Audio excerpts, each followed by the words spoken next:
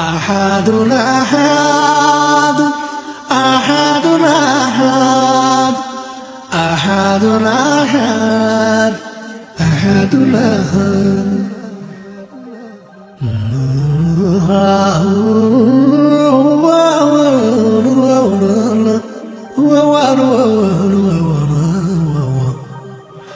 ልደት ሞት የሌለው መነሻ መድረሻ የማይመረመር እስከ መጨረሻ ሁሉን የፈጠረ በልቡ እንዳሻ ቀጥተኛ አምላክ አጋር የማይሻ ህዋ ምድር ባህር ኑሮ የለሻቻ ረቂቅ እጅግ ታላቅ አሐድ አላህ ብቻ ብሎ የተገዛ አንድ ባሪያ በሻ ልዑል ሆኖ ማየት በስተመጨረሻ እንዴት እንደነበር የቢላል ሕይወቱ ምንኛ ይደንቃል የጽናቱ ውጤቱ። ጥቁሩ ሀበሻ የቢላል እናት ከቤኖች ሞጎሳ ለአንድ ባሪያ ናት። ልጁም እንደ እናቱ ባሪያ ሆኖ ሲኖር አንዳች መብት የሌለው ከመረገጥ በቀር ነገን የማያለም የኡመያ ባሪያ እረኛ የነበር የግመል ያህያ የአላህ መልእክተኛ የነቢዩ መምጣት ወሬው ተዳረሰ በእያንዳንዱ ቤት በመካ አካባቢ እያነጋገረ የወቅቱ ርዕስ መሆኑ ተጀመረ።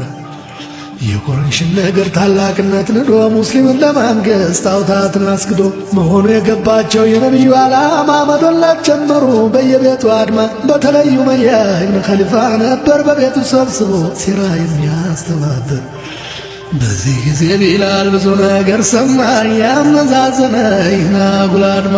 የአላህ መልእክተኛ ጣዖታችን ንቆ ነቢይ ነኝ ቢልም ራሱን አልቆ እውነተኛ ሰው ነው ውሸት ባፋ ይዞ ታማኝ ለታነጸ መልካም ስነ ምግባር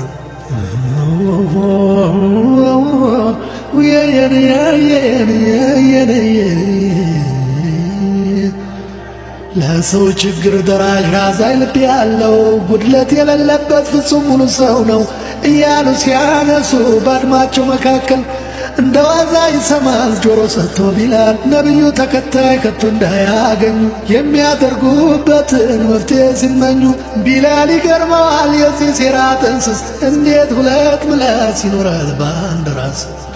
ነቢዩ ሙሐመድ ጥሩ እንደሆኑ በውይይታቸው ሁሉም እያመኑ ታዲያ ለምንድነው አድማ ማስፈለጉ እያለ በርጋታ አሰበ ወጉ። አንድ ቀን ወሰነ ነቢዩ ዘንድ ሄዶ ለእስላም እጁን ሊሰጥ ሌላ ሁሉ ነግዶ የሐሳቡን ፈጸመ በይፋ ገለጠ ከምንም ከምንም እስላምን መረጠ። ወሬው ተሰማና የቢላል መስለሙ አሳዳሪው ጌታ የኡመያ ደሙ ፈላ ገነፈለ በእጅጉ ተቆጣ በሱ ባሪያ መስለም ይሁነውን አጣ። በጣም ተናደደ በጣም ተበሳጨ ቢላል በመስለሙ እሱ እየተቆጨ ቢላልን ሊቀጣ ቃል ገባ የማለ ፀሐይ ተመልሳ ትጠልቅም እያለ እጅግሩን አሰረው ከጋላ ሸዋ ላይ ከደረቱ አስጭኖ ቋጢ ድንጋይ በጣም ደበደቡት ገረፉት ሲበዛ ጣዖትን እንዲያመልከው ለኖዛ።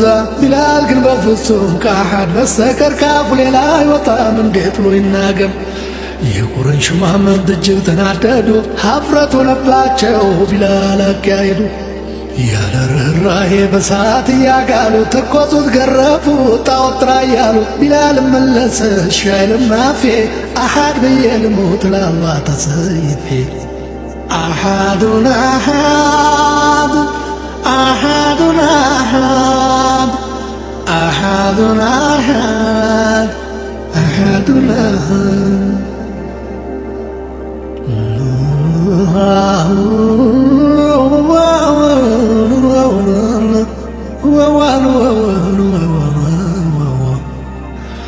ነፍሱን ስቶ እስኪወድቅ ቢቀጠቅጡት አልቻሉም ሐሳቡን ምንም ሊያስለውጡት። በጣም ተበሳጭተው ተስፋ እየቆረጡ ድንገት አቡበከር ከቦታው ላይ መጡ። አምላክ የአላህ ነው ስላለ አንድ ሰው እንዲህ ማሰቃየት ምን ይሉት ክፋት ነው? በል ከገዛህበት ክፍያ ጨምሬ ከፍዬ ልውሰደው ገንዘብ ክንቆጥሬ አሉት ለኡመያ ለባሪያ አሳዳሪው ለእስልምናው ጠላት ደመኛ መሰሪው። ኡመያ መለሰ በጣም ጥሩ ግዛኝ በከንቱ ከሚሞት እኔም ገንዘብ ላገኝ። አቡበከር ገዝተው ቢላል ወሰዱት ወዲያው ነፃነቱን በደስታ አወጁለት። ለአላህ መልእክተኛ ነፃ የመውጣቱን አቡበከር ገልጸው ደስታ ሞላው ቤቱ።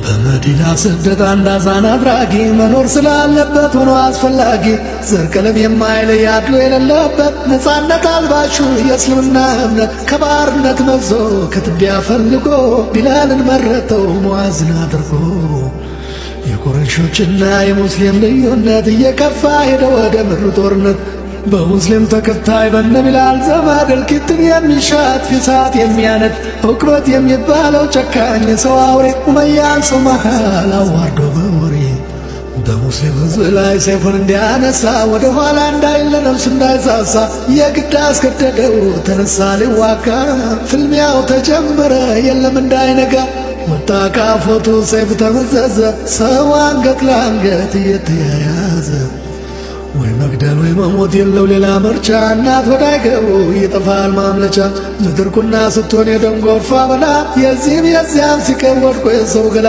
ሰይፍ ላይ ሰይፍ ሲካች አንገት ሲከነጠስ የረጋባ ሸዋ አቧራ ሆኖ ሲጤስ አላሁ አክበር አላህ አላሁ አክበር አላህ አሐድ አሐድ አሐድ እያለ ሙስሊሙ በእምነት ፍቅር ሲመር ያኔ ፊቱ የሚቆም እንደምን ያለውን ነጩ ሰይፍ ሲቀላ አንገት መሬት ሲወርድ አላሁ አክበር አሐድ ትላንት የቢላል ጦር ዛሬ ግን የሙስሊም የሁሉም መፈክር መሆኑን ያወቀው ኡመያ በብልጠት ሞት ሳይቀድመው እጁን አሰበ ለመስጠት አብዱራህማን ማርኮት እጁን ይዞ ሲሄድ ፊቱ ተደቀነ በድንገት አንድ ወንድም ይህ ሰው ቢላል ነበር የትናንቱ ባሪያ አብዱራህማን ዞር በል ፈቀቅ በል ወዲያ አለ ቢላል ነበር ሰይፉን አዘጋጅቶ የኡመያን አንገት ለመቀንጠስ ዋቅቶ ተው ቢላል አይሆንም ይሄ ምርኮኛ ነው አለ አብዱራህማን ኡመያን ሊያስትለው ቢላል ተናደደ እጅግ ተበሳጨ ኡመያን ለመግደል እየተወራጨ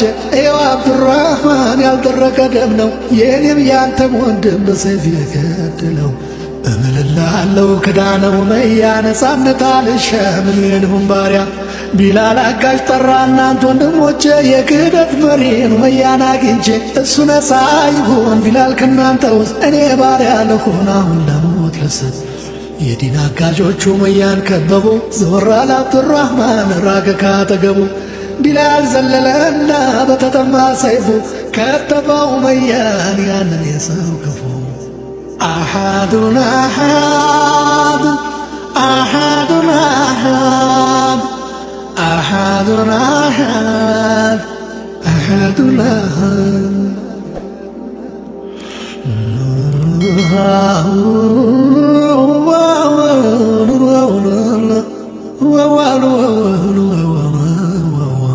الله أكبر أحد بلو تنترارا سيف كفاتركو بلال في تورا ከዱል በኋላ የአላህ መላእክተኛ ቢላልን አቅርበው ልክ እንደ ጓደኛ የተረጋጋና የሰከነ ኑሮ በመልካም መግባባት በእምነቱ ተከብሮ አንተ የጀነት ሰው እስከ መባል ደርሶ በነቢይ አንደበት ነበር ተሞግሶ ከነቢዩ ህልፈት በኋላ የነበሩት አቡበከር ሲዲቅ ቢላልን ወደዱት በሙአዚንነት እንዲዘልቅ ለመኑት በእምነት በጽናቱ ስለሚመኩበት ቢላል ግን አላቸው የልቡን አውጥቶ በፊ ሰቢልላህ ሊኖር ሁሉን ትቶ ማቀዱን ገለጸ በታላቅ ተማጽኖ ለአላህ ለማጠር ፍጹም ነፃ ሆኖ አቡበከር ሲዲቅ ሙአዚንነቱን ይዞ እንዲቀጥል ሞገቱት ቢላል ግን አብርሮ እንዲህ ተናገረ እርሶ ነፃ ያወጡኝ ለአላህ ከነበረ በቃ ለአላህ ይስጡኝ ይፍቀዱልኝና ለኔ ከዚህ በላይ ደስታ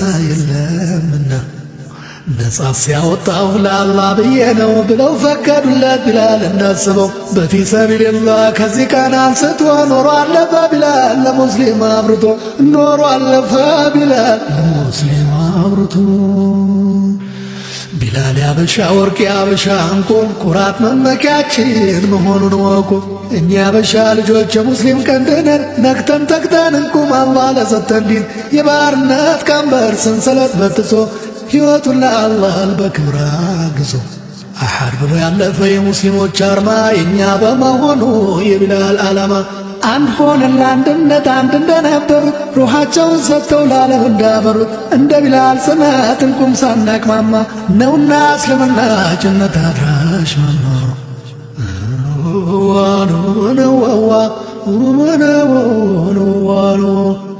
አትቦዝኑ አታክቱ ሙእሚን ከሆናችሁ ምንጊዜም ዘወትር የበላዮች ናችሁ። የረሱልን መንገድ ፈርሳት ለኩ ያዙ ለማይለወጠው ለአላህ ተገዙ። አትቦዝኑ አታክቱ ሙእሚን ከሆናችሁ ምንጊዜም ዘወትር የበላዮች ናችሁ።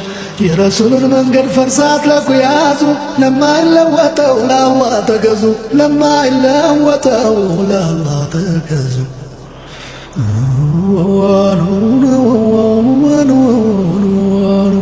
أحد أحد أحد أحد أحد أحد أحد أحد أحد أحد أحد أحد أحد أحد أحد ቢላል ኢብን ረባህን በጨረታ ወቅቱ የሰባተኛው ክፍለ ዘመን መግቢያ ነው። ስፍራው ሂጃዝ በሚባለው የአረቢያ ምዕራባዊ ግዛት ውስጥ የምትገኘው የመካ ከተማ ናት። በዚህች ከተማ በተጧጧፈው ንግድ ገናና ስም ካፈሩት ነጋዴዎች አንዱ ኡመያ ኢብን ህለፍ ይባላል። ኡመያ በንግድ ተሰማርቶ ላሳየው ስኬት መንስኤው ከአያቶቹና ከማያቶቹ የወረሰውን የጣዖት አምልኮ በአጽንዖት መተግበሩ እንደሆነ የሚያምን ሰው ነበር። በሀብቱና በኑሮ ደረጃው ከብዙዎች የሚበልጥ በመሆኑ በእጅጉ ይኩራራ ነበር። በባርነት የሚያሰራቸውን አቅመ ደካሞችንም እንደ እንስሳ የሚመለከት የድንቁርና ሊቅ ነው። የኡመያ ድንቁርና በአምልኮም ላይ ይንጸባረቅ ነበር። እኔ ከባሮችና ከዝቅተኛ ሰዎች የበለጥኩ ነኝ፣ የማመልከው ጣዖትም ባሮቼ ከሚያመልኩት የእንጨት ጣዖት የበለጠ መሆን አለበት የሚል አስተርእዮ ነበረው። በመሆኑም እንደ አምላክ የሚሰግድለትን ጣዖት ከወርቅ አሰርቷል። ኡመያ በባርነት ገዝተዋቸው ሌት ከቀን ይገለገልባቸው ከነበሩት ሰዎች መካከል አንዱ ቢላል ኢብን ረባህ ይባላል። ቢላል በመካ ከተማ የተወለደ ሳተና ነበር። ወላጆቹ በተለያዩ ወቅቶች ተፈንግለው ለባርነት የተዳረጉ ግለሰቦች ሲሆኑ ከሁለቱ አንደኛቸው ከኢትዮጵያ የተወሰዱ ናቸው። ቢላል ወደ ኡመያ ቤት የተወሰደው በባርነት ተገዝቶ ነው። ቢላል ወደ ኡመያ ቤት ከመጣ ወዲህ የጌታውን ትእዛዛት እየተቀበለ ከማገልገል አልቦዘነም። ኡመያ በቤቱ ሳሎን ውስጥ ከቁረይሽ ባላባቶች ጋር የመወያየት ልማድ ያለው ቢሆንም ቢላል ችሎታቸውን ከቁም ነገር ሳይቆጥር ሥራውን ብቻ ይሠራ ነበር። አንድ ቀን ግን ቢላል ውይይታቸውን እንዲከታተል ያስገደደው ነገር ተከሰተ። በዚያች ቀን ኡመያና ጓዶቹ በሳሎን ውስጥ ሆነው በመካ ስለተነሳው አዲሱ ሃይማኖት እና ሃይማኖቱን ስለሚያስተምረው ነቢይ ይወያዩ ነበር።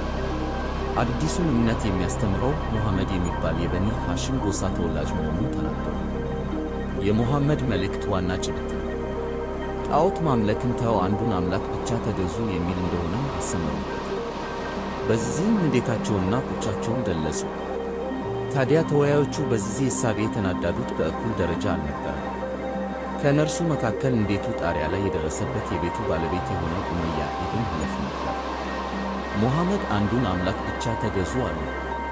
ይህ ምን ማለት ነው? እኔና ባሪያ የሆነው ቢላል አንድ አምላክ ልንገዛ ነው ማለት አይደለም። እስቲ ይታያችሁ።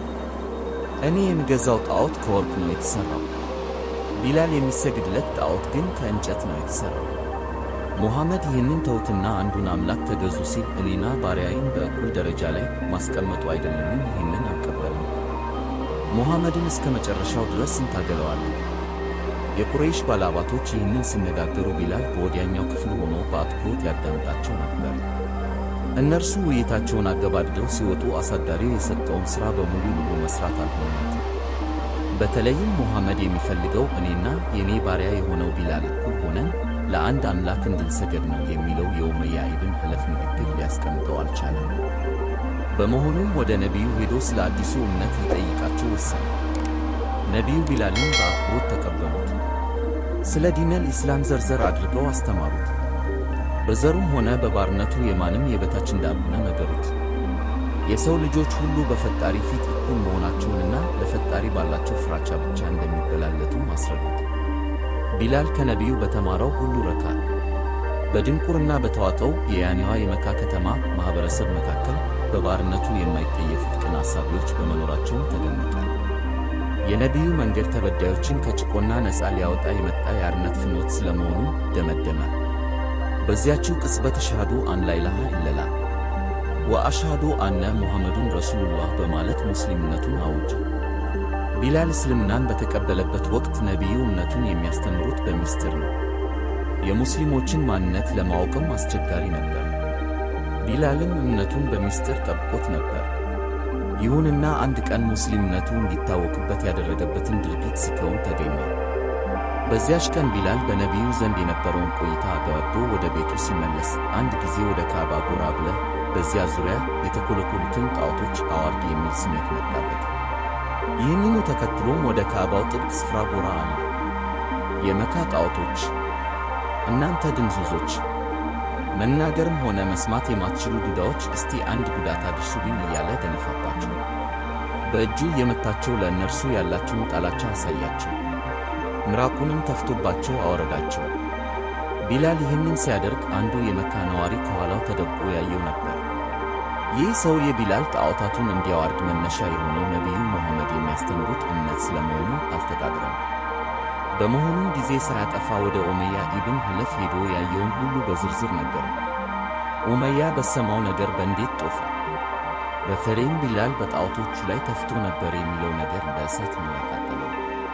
በመሆኑም ቢላልን አሳማሚ ቅጣት ሊቀጣው ወደ ቤቱ ሄደ። ቤት እንደገባ ቢላልን ጠርቶት አንተ የማትረባ ባሪያ፣ በጣዖቶቻችን ላይ ተፍተሃል የሚባለው ነገር እውነት ነው በማለት ጠየቀው።